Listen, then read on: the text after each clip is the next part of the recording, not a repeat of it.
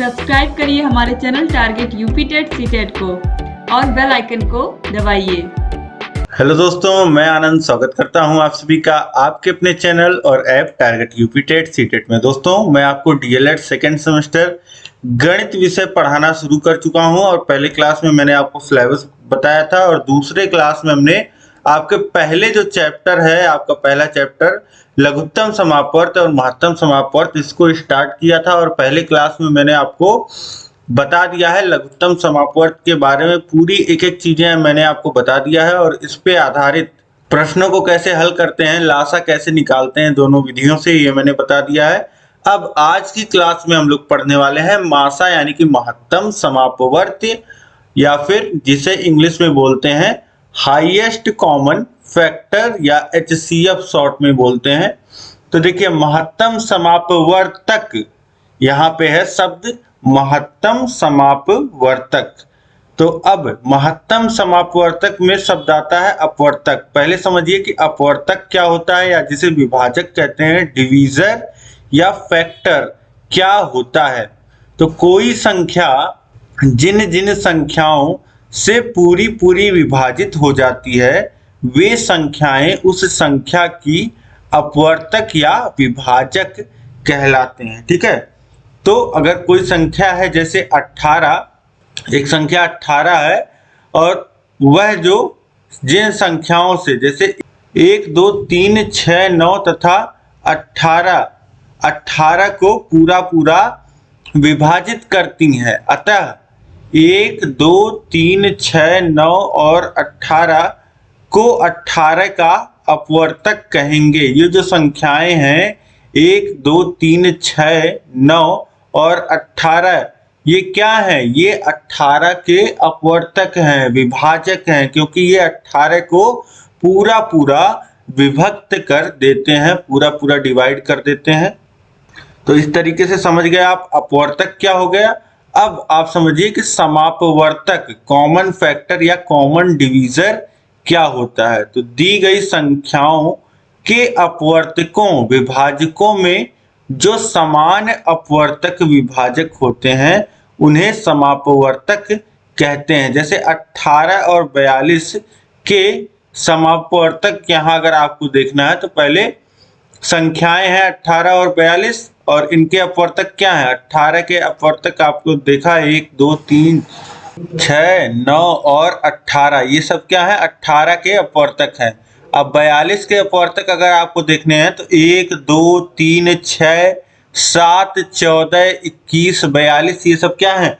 42 के विभाजक हैं, 42 के अपवर्तक हैं। अब कुछ संख्याएं आपको ऐसी दिखेंगी जो दोनों जगह हैं, जैसे 1, 2 दोनों में है, 3 दोनों में है और 6 दोनों जगह है। तो ये इसके बाद अगर आप देखेंगे तो 9 दोनों जगह नहीं है, 18 भी दोनों में नहीं है। तो अब यहाँ पे आप देख पा रहे हैं कि जो समापवर्तक हैं 18 और 42 के अपवर्तकों में जो कॉमन अपवर्तक हैं, जो दोनों जगह अपवर्तक हैं, उन्हें हम क्या कहेंगे? 18 और 42 के समापवर्तक। ये कौन कौन से हैं? 1, 2, 3 और 6। और इनमें सबसे बड़ा कौन सा है? सबसे बड़ा समापवर्तक 6 है। तो सबसे बड़ा यानी कि महत्तम समापवर्तक क्या हुआ? 6।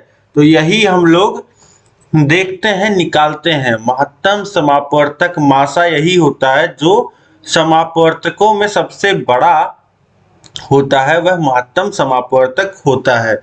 यहाँ पे आप समझ पा रहे होंगे कि महत्तम समापवर्तक क्या होता है। आप परिभाषा देख लीजिए, यहाँ पे आपने देख तो लिया, समझ में आ रहा होगा आपको। जैसे हमने लघुत्तम समापवर्त देखा था, वैसे ही यहाँ पे महत्तम समापवर्तक भी आप समझ पा रहे होंगे। तो देखिए, महत्तम समापवर्तक यानी कि हाईएस्ट कॉमन फैक्टर HCF, वह बड़ी से बड़ी संख्या जो दी गई संख्याओं को पूरा पूरा विभाजित कर दे, दी गई संख्याओं की महत्तम समापवर्तक कहलाती है।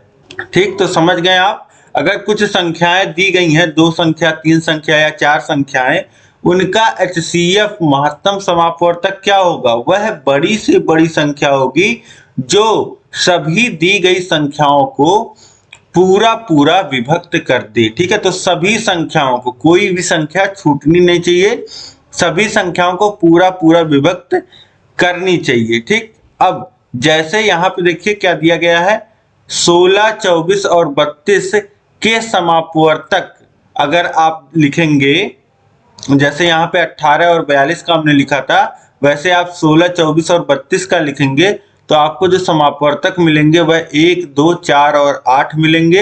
अतः इनमें 8 सबसे बड़ा समापवर्तक है, अतः 8 क्या हो जाएगा, 8 मासा हो जाएगा, HCF हो जाएगा। ठीक, अब इसके बाद देखिए मासा निकालने की क्या क्या विधियां होती हैं, महत्तम समापवर्तक HCF निकालने की विधियां। तो जैसे दो विधि आपकी लासा निकालने की होती है, वही दो विधियां यहाँ पे आपको यहाँ पे मासा निकालने की भी मिल जाएंगी। पहली विधि है अभाज्य गुणनखंड विधि, प्राइम फैक्टराइजेशन मेथड, और दूसरा है भाग विधि, डिवीजन मेथड।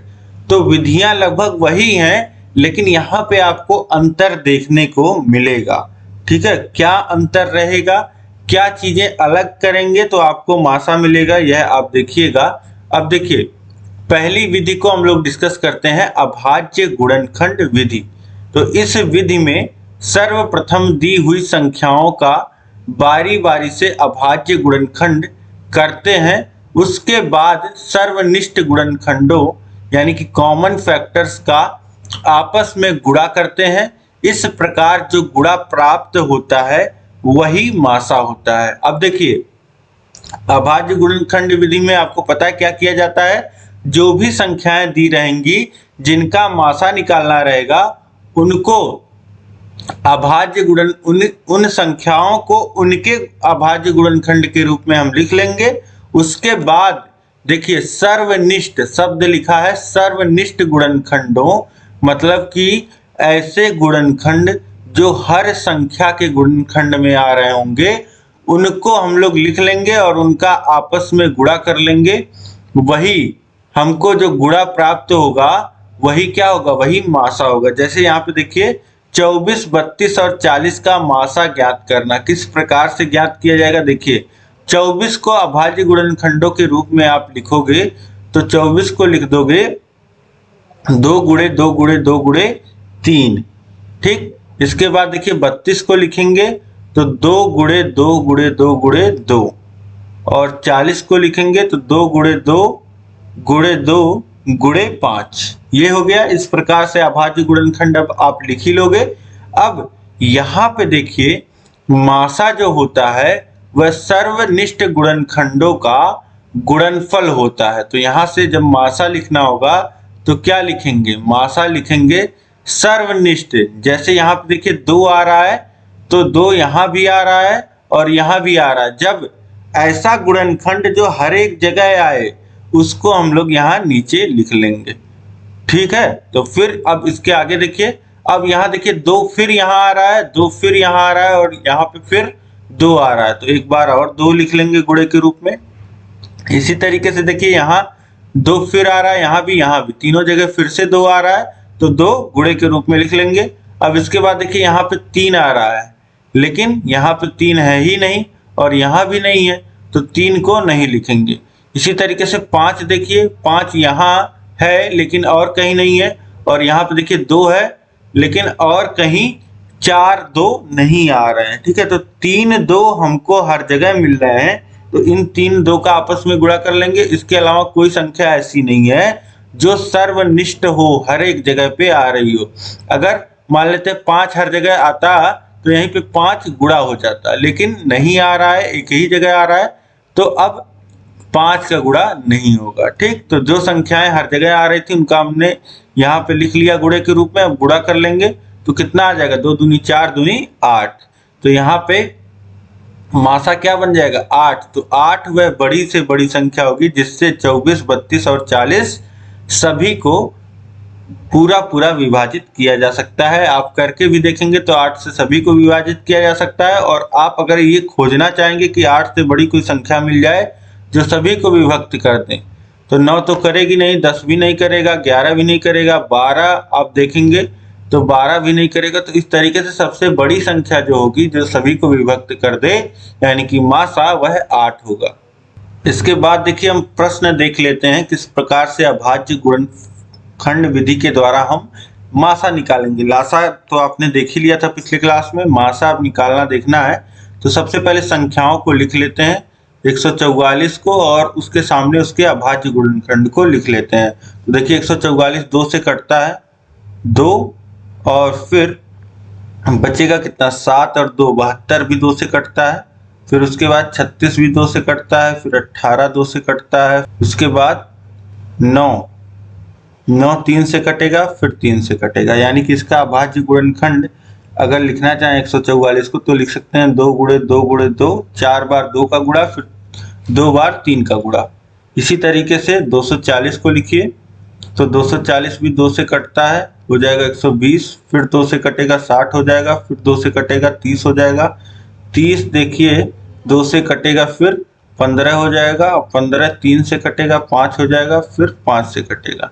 तो इस तरीके से 240 को कितना लिख लिया हमने 2 गुणे 2 गुणे 2 गुणे 2 गुणे 3 गुणे 5, 4 बार 2 का गुणा, फिर 3, फिर गुणे 5। अब इसके बाद देखिए तीसरी संख्या है 196।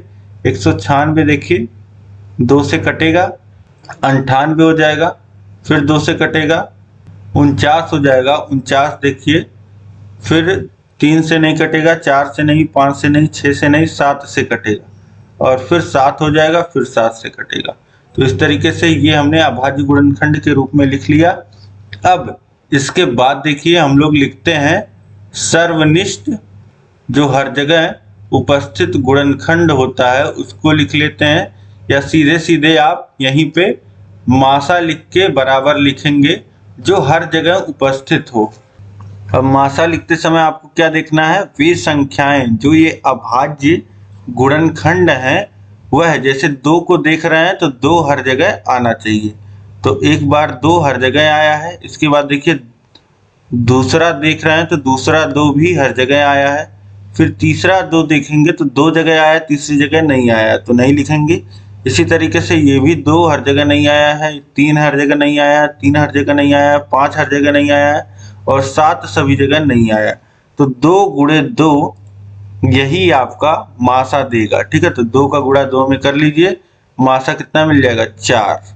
इस तरीके से इन तीनों संख्याओं का जो मासा हो जाएगा, जो सबसे बड़ी संख्या होगी जो इन सभी संख्याओं को विभाजित करेगी, वह हो जाएगी 4। तो इस तरीके से अब अभाज्य गुणनखंड विधि से आप मासा निकाल लोगे। अब दूसरी विधि हम देखते हैं भाग विधि, और आगे भी प्रश्न मैं आपको सॉल्व कराऊंगा प्रैक्टिस के लिए, और अलग से हम प्रैक्टिस सेशन ही रखेंगे इस चैप्टर के अंत में। देखिए आज आपका यह चैप्टर समाप्त हो जाएगा, मासा भी पढ़ लोगे आप। एक छोटा सा कॉन्सेप्ट बनेगा, वह कल की क्लास जो होगी वह प्रैक्टिस क्लास होगी, उसमें केवल क्वेश्चन हम लोग प्रैक्टिस करेंगे। तो एक छोटा सा कॉन्सेप्ट है वह मैं आपको बता दूंगा, उस पर आधारित प्रश्न भी हमको प्रैक्टिस करना है, तो सब कुछ अगले क्लास में करेंगे। अब यहाँ पे दूसरी भाग विधि से मासा निकालना हम लोग देखते हैं किस प्रकार से भाग विधि के द्वारा मासा निकालते हैं, तो डिवीजन मेथड। अब देखिए यदि 2 संख्याओं का मासा ज्ञात करना हो तो छोटी संख्या से बड़ी संख्या में भाग देते हैं। इस भाग में जो शेष प्राप्त होता है उससे भाजक में भाग देते हैं, जिसके द्वारा भाग दिया गया था, यानी कि छोटी संख्या में शेषफल से भाग देते हैं। ठीक है, फिर इससे जो शेष प्राप्त होता है उससे दूसरे भाजक में भाग देते हैं। अब देखिए जो शेषफल बना था वही भाजक बन गया है, और उस भाजक से जब भाग दिया गया है तो कुछ शेषफल बचा है, तो उस शेषफल से अब इससे पहले वाला जो भाजक है उसमें भाग दिया जाएगा, जिससे शेषफल बचा है उसी भाजक में भाग देते हैं। और यही प्रक्रिया तब तक करते हैं जब तक शून्य प्राप्त ना हो जाए। देखिए जब तक शेषफल बचेगा, जब जब हम भाग देंगे शेषफल बचेगा, तो उस शेषफल से हम लोग किस में भाग देंगे, वह शेषफल जब प्राप्त हुआ है भाग में, जिस भाग में, उस भाग में जो भाजक रहेगा उसी भाजक में हम लोग उस शेषफल से भाग करेंगे और यह प्रक्रिया तब तक करेंगे जब तक भागफल जो हो जाए वह शून्य ना हो जाए। इस प्रकार अंतिम भाजक ही अभीष्ट मासा होता है और जब शेषफल शून्य हो जाए तो उस समय जो भाजक का मान रहेगा, जो भाजक रहेगा वही क्या रहेगा, वही मासा रहेगा। अब देखिए थ्योरी तो आपने यहाँ पे समझी, लेकिन अब क्वेश्चन के माध्यम से समझिए तो आपको समझ में आएगा। जैसे यहाँ पे 923 तथा 949 का मासा ज्ञात करना। अब देखिए पहला स्टेप बोला है कि जो छोटी संख्या है, जैसे 923 है, यहाँ पे 949 से छोटा है, तो छोटी संख्या से बड़ी संख्या में भाग करना है। अब भाग करिए, भाग करना आपको आता ही है। एक बार जाएगा और यहाँ आ जाएगा कितना, 923। 923 आ गया। अब घटा लीजिए तो यहाँ कितना बचेगा, 6 और यहाँ पे बचेगा 2, 26 बच गया। अब 26 शेष बच गया है, तो इस 26 से हम लोग किस में भाग करेंगे, भाजक में। भाजक क्या है यहाँ पे, 923, जिससे भाग किया गया था उसमें अब भाग करेंगे। तो अब 26 से भाग करिए। अब देखिए दो संख्या में भाग जाएगा तो देखिए 26 दूनी 52 आपको पता है होता है, और 26 तिया 78, तो 3 बार जाएगा और 26 चौक 104 हो जाएगा, तो 4 बार तो जाएगा नहीं। 26 तिया 78 और फिर इसके बाद घटा लीजिए तो ये हो जाएगा 12, और 12 में से 8 जाएगा 4, और 8 में से 1 घटेगा 14, 14 बच जाएगा और 3 ये उतर जाएगा। अब इसके बाद देखिए फिर 26 से भाग जाएगा नहीं, तो 3 उतार लिया हमने, 143, और देखिए 26 बच्चे देखा जाए तो 130 होगा, और 26 छक्का 156 हो जाएगा। तो 5 बार यहाँ पे ले जाएंगे, 26 बच्चे 130। अब इसके बाद देखिए कितना बचेगा, शेषफल 13 बच गया। अब जब शेषफल 13 बच गया तो यहाँ 13 किस भाग में बचा है, इस वाले भाग में, और इस भाग में भाजक कौन सा है, भाजक जो है 26। तो अब इसी 26 में 13 से भाग करेंगे तो देखिए 2 बार जाएगा, 26 पूरा पूरा कट जाएगा, 13 दूनी 26, और भागफल यहाँ पे देखिए शून्य आ गया। तो जहाँ पे भागफल शून्य आ गया वहां का भाजक जो हो जाएगा यह क्या हो जाएगा, यही मासा होता है, यही नियम है, यही यहाँ पे लिखा गया है, यही मैंने आपको बताया था। तो मासा कितना हो जाएगा, महत्तम समापवर्त 13 हो जाएगा। तो अंतिम भाजक जो, जिस भाजक के द्वारा शून्य आया शेषफल, वही हमारा मासा हो जाता है। तो 923 और 949 का जो मासा होगा वह कितना होगा, 13। 13 बड़ी से बड़ी संख्या है जो दोनों को विभाजित करेगी, 923 को और 949 को भी।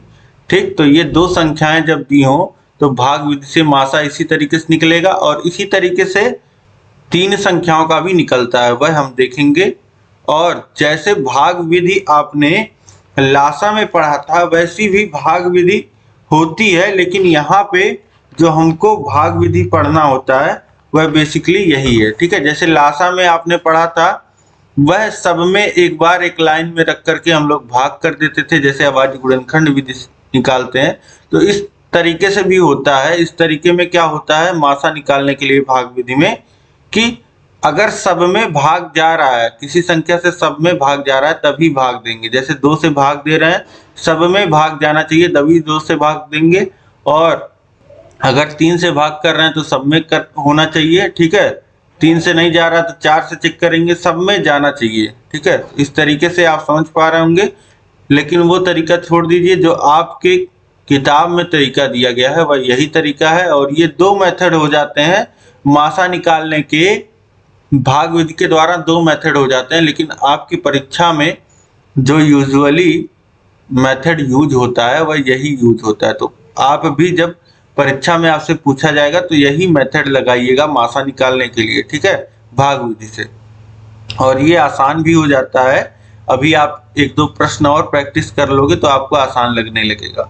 अब इसके बाद देखिए 2 संख्याएं दी थी, जैसे 923 एक संख्या दी थी और 949 तब तो आपने बहुत आसानी से इस तरीके से मासा निकाल लिया। अगर यहीं पे अगर 3 संख्याएं दी होती 923, 949 और 962 भी अगर मान लेते हैं दिया रहता तो आप कैसे निकालते? तो उसके लिए नियम यहाँ पे देखिए, 3 संख्याओं का मासा भाग विधि से ज्ञात करना।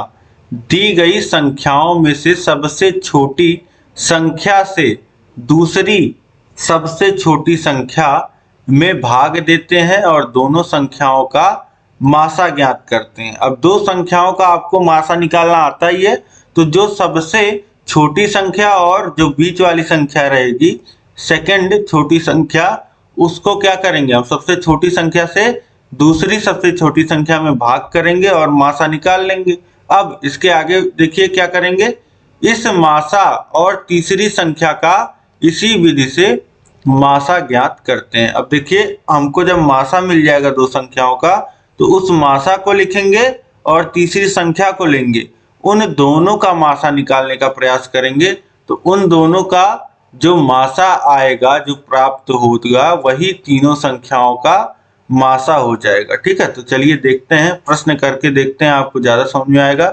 168, 189 और 231 का मासा ज्ञात करना। तो देखिए किस प्रकार से मासा निकालेंगे। यहाँ पे सबसे छोटी संख्या क्या है, सबसे छोटी संख्या 168 ही है और दूसरी सबसे छोटी 189 ही है। तो अब सीधे सीधे भाग ही करना है। तो देखिए एक बार भाग जाएगा, ये हो जाएगा 168 और घटा लीजिए कितना बचेगा, 1 2। तो ये कितना बच गया, 21 बच गया। अब 21 से भाग करेंगे किसमें, 168 से, 168 में भाजक में। अब देखिए भाग करिए, तो देखिए 21 अट्ठे 168 होता है। तो 8 बार में पूरा पूरा यह आपका जो शेषफल है वह शून्य बच जाएगा यहाँ पे। और शेषफल जहाँ पे शून्य होता है, वही जो भाजक होता है वही आपका मासा हो जाता है। तो यहाँ से हम लोग कह सकते हैं कि 168 और 189 का मासा जो होगा वह कितना होगा, मासा बराबर हो जाएगा 21, 21। अब 21 यहाँ पे हमको मासा मिल गया। अब हम यहाँ पे क्या करेंगे, 21 और 231 का मासा लेंगे। ठीक, तो अब निकालिए, 231 में भाग दीजिए 21 से। तब देखिए 21 दहाई में 210 हो जाता है और 11 में 231 हो जाता है। तो 231 पूरा पूरा कट जाएगा और 231 और 21 का मासा आपको कितना मिल जाएगा, 21 ही मिल जाएगा।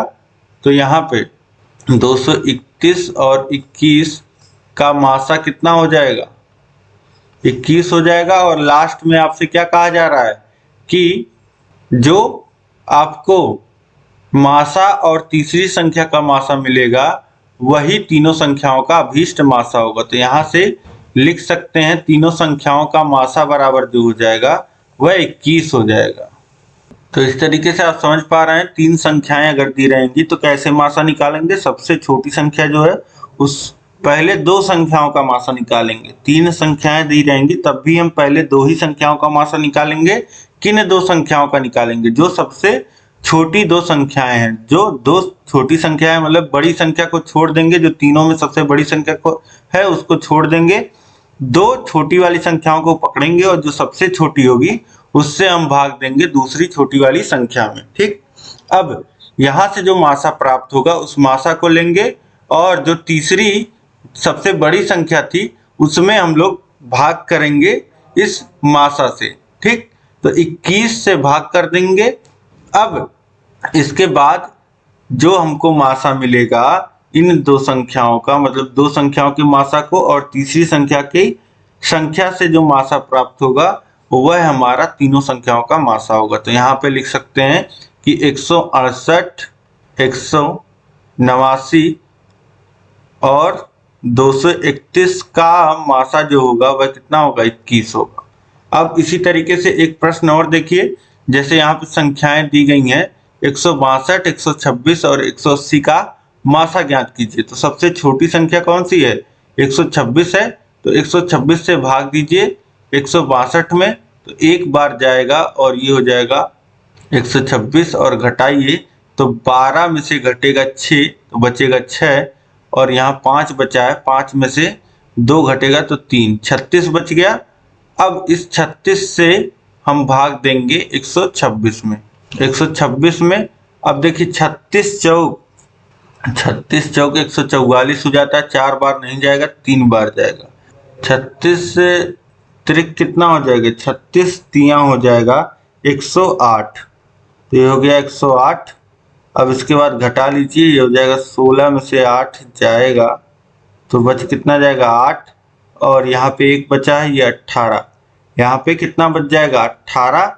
अब इसके बाद देखिए इसी 18 से भाग करेंगे किसमें 36 में, तो ये 2 बार में पूरा 36 कट जाएगा, शून्य हो जाएगा यहाँ पे शेषफल। तो हमारा मासा कितना मिल जाएगा, ये जो मासा 18 जो हो गया यह 126 और 162 का मासा जो हो जाएगा वह कितना हो जाएगा 18। ठीक, अब 18 और 180 का मासा हम लोग निकालेंगे। इसके बाद देखिए 18 और 180 का मासा निकालेंगे तो 180 तो देखिए 10 बार में पूरा आपका ये जो है कट जाएगा। ठीक है, 10 बार में आपको पता है पूरा कट जाएगा, तो 180 और 18 का जो मासा हो जाएगा वह कितना हो जाएगा 18 हो जाएगा, यानी कि तीनों संख्याओं का जो मासा हो जाएगा वह कितना मिल जाएगा, तीनों संख्याओं का जो मासा हो जाएगा वह 18 हो जाएगा। ठीक, तो इस तरीके से आप समझ पा रहे होंगे, चाहे 3 संख्याओं का मासा भाग विधि से निकालना हो, चाहे 2 संख्याओं का, 4 संख्याओं का भी निकालना रहेगा तो बारी बारी से आपको इसी तरीके से करना पड़ेगा। ठीक है, यही विधि आप अपनाएंगे तो मासा निकाल लेंगे। और मासा की समझ, मासा क्या होता है, ठीक है, और किस विधि से कैसे निकालते हैं, यह चीजें आपको समझ में आ गई होंगी। लासा पिछले क्लास में आपको समझ में आ गया था, तो इस तरीके से मासा और लासा यह पूरा आपको समझ में आ गया,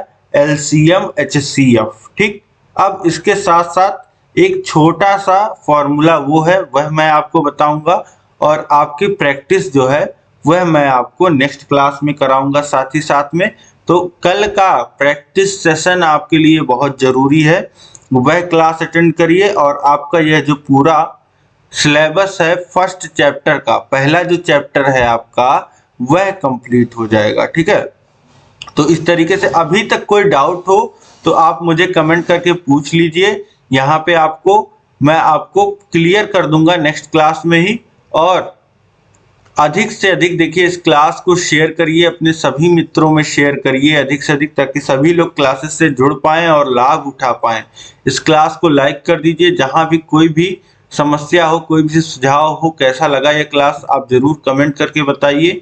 और जो भी आपके डाउट्स हैं कमेंट करके पूछिए। चैनल को अभी तक सब्सक्राइब नहीं किया है तो चैनल को सब्सक्राइब कर लीजिए और साथ ही उसके बगल है बेल आइकन, उस पर ऑल सेलेक्ट कर लीजिए। ठीक है, सभी क्लासेस आपको नीचे डिस्क्रिप्शन बॉक्स में मिल जाएगी, वहां से जाकर के देखिए और अपने तैयारी को बेहतर बनाइए। और इसी तरीके से अगर आप बिना डिस्टरबेंस के सबसे अच्छी तैयारी अपने सेकंड सेमेस्टर की करना चाहते हैं तो नीचे डिस्क्रिप्शन में ऐप का लिंक दिया गया है, वहां से ऐप को डाउनलोड करिए, उस पर रजिस्टर कर लीजिए और वहां पे आपको सेकंड सेमेस्टर का कोर्स मिल जाएगा। उसमें आपको सभी सुविधाएं मिल जाएंगे, सेकंड सेमेस्टर का सब कुछ मिल जाएगा। बिना डिस्टरबेंस के आप सब कुछ पढ़ पाओगे, सभी क्लासेस को पढ़ पाओगे, डाउनलोड कर पाओगे, सभी पीडीएफ को देख पाओगे, सभी पीडीएफ को डाउनलोड कर पाओगे, प्रिंट कर पाओगे। राजन पवन सीरीज का पीडीएफ सब कुछ आपको वहां पे उपलब्ध है। और कहीं कोई दिक्कत आती है तो आप इस नंबर पे कांटेक्ट करिए हमसे और अपने डाउट्स को पूछ लीजिए कोर्स से रिलेटेड, तो कोर्स आपको ऐप पे मिल जाएगा। ठीक है, हम लोग मिलेंगे नेक्स्ट क्लास में। जय हिंद, जय भारत।